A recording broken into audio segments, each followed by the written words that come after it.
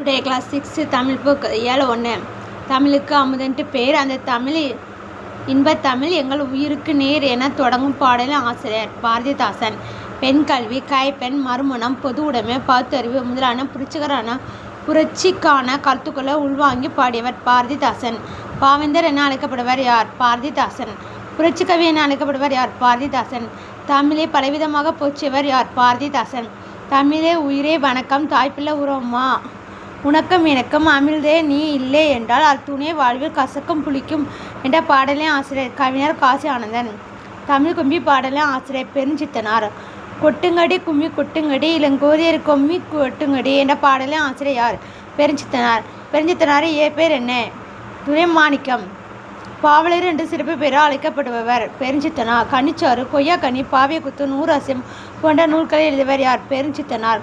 தேன்மொழி, தமிழ்ச்செட்டு, தமிழீழம் போன்ற இதழ்களை நடத்தியவர் யார்? பெருஞ்சித்தனார்.